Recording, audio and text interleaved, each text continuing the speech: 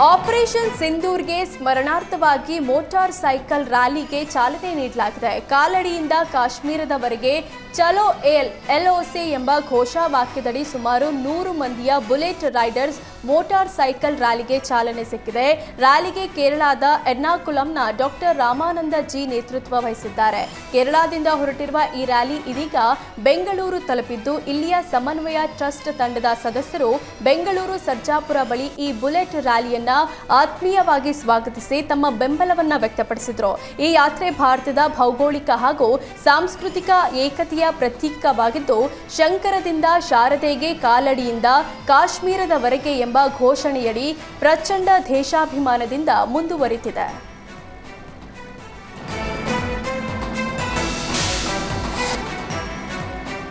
2025ನೇ ಸಾಲಿನ ಮೀನುಗಾರಿಕಾ ಋತು ಮುಗಿದಿದೆ. ಜೂನ್ 1ರಿಂದ ಬೋಟುಗಳಿಗೆ ಕಡಲಗಿಳಿಯಲು ಅವಕಾಶ ಇಲ್ಲ. ಮಲ್ಪೆ ಬಂದರಿನಲ್ಲಿ 1000ಕ್ಕೂ ಅಧಿಕ ಆಳ ಸಮುದ್ರ ಬೋಟುಗಳು ಲಗರು ಹಾಕಿವೆ. ಮೀನುಗಾರಿಕೆಗೆ ಅವಕಾಶ ಇದ್ದಾಗ ಮಳೆ ಬಂತು. ಈಗ ಮಳೆ ಬಿಟ್ಟು ವಾತಾವರಣ ತಿಳಿಯಾದಾಗ ಮೀನುಗಾರಿಕೆಗೆ ನಿಷೇಧ ಹೇರಲಾಗಿದೆ. ಸಂಕಷ್ಟದಲ್ಲಿ ಮುಗಿದ ಮೀನುಗಾರಿಕಾ ಋತು ಕೋಟ್ಯಾಂತರ ರೂಪಾಯಿ ನಷ್ಟ ಉಂಟು ಮಾಡಿದೆ. ದಿನ ಒಂದಕ್ಕೆ 50ರಿಂದ 100 ಕೋಟಿ ವ್ಯವಹಾರ ನಡೆಸುವ ಬಂದರಿನಲ್ಲಿ ಈ ಬಾರಿ 800 ಕೋಟಿಗೂ ಹೆಚ್ಚು ನಷ್ಟವಾಗಿದೆ.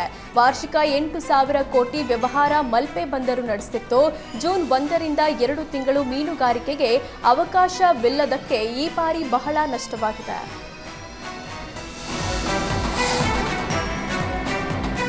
ಇನ್ಮುಂದೆ ಆಟೋದಲ್ಲಿ ಪ್ರಯಾಣಿಸಬೇಕು ಅಂದ್ರೆ ಜೇಬು ಗಟ್ಟಿ ಇರಲಿ. ಯಾಕಂದ್ರೆ ಸದ್ಯದಲ್ಲೇ ಆಟೋ ದರ ಏರಿಕೆ ಆಗಲಿದೆ. ದರ ಏರಿಕೆ ಸಂಬಂಧ ಇವತ್ತು ಜಿಲ್ಲಾಧಿಕಾರಿ ಮೀಟಿಂಗ್ ಮಾಡಿದ್ರು.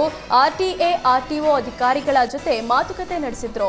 ದರ ಏರಿಕೆ ಮಾಡುವಂತೆ ಜೂನ್ 12ರಂದು ಬೀದಿಗಿಳಿಯಲು ಪ್ರತಿಭಟನೆ ನಡೆಸಲು ಸಂಘಟನೆಗಳು ಮುಂದಾಗಿದ್ವು. ಮೊದಲು 2 ಕಿಲೋಮೀಟರ್ಗೆ ಸದ್ಯ 30 ರೂಪಾಯಿ ಮಿನಿಮಮ್ ದರ 35 ಏರಿಸಲು ಚಾಲಕರು ಬೇಡಿಕೆ ಇಟ್ಟಿದ್ದಾರೆ. ಆದರೆ ಆರ್ಟಿಎ ಮಿನಿಮಮ್ ದರ ಜಾಸ್ತಿ ಮಾಡ್ತೀವಿ, ಆದರೆ ಪ್ರತಿ ಕಿಲೋಮೀಟರ್ಗೆ ಇರುವ 15 ರೂಪಾಯಿಯಲ್ಲಿ ಯಾವುದೇ ಬದಲಾವಣೆ ಇಲ್ಲ ಅಂತ ಹೇಳಿದ್ದು, ಆಟೋ ಚಾಲಕರ ಸಾಧಕ ಬಾಧಕಗಳನ್ನ ಗಮನದಲ್ಲಿಟ್ಟುಕೊಂಡು ಮುಂದಿನ ದಿನದಲ್ಲಿ ನಿರ್ಧಾರ ಮಾಡ್ತೀವಿ ಅಂತ ಸದ್ಯ ಮೀಟಿಂಗ್ ಮುಂದೂಡಲಾಗಿದೆ.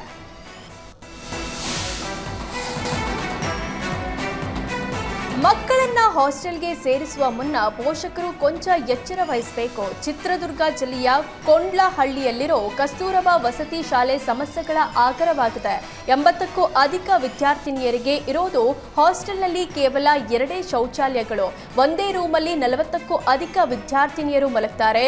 ಕಸ್ತೂರಬಾ ವಸತಿ ಶಾಲೆಯ ಕಟ್ಟಡ ಶಿಥಿಲಾವಸ್ಥೆಗೊಂಡಿದ್ದು, ಸ್ವಲ್ಪ ಮಳೆ ಬಂದರೂ ಸಾಕು ಬೀಳುವ ಭೀತಿ ಆತಂಕದಲ್ಲಿ ವಿದ್ಯಾರ್ಥಿನಿಯರು ದಿನದೂಡ್ತಿದ್ದಾರೆ.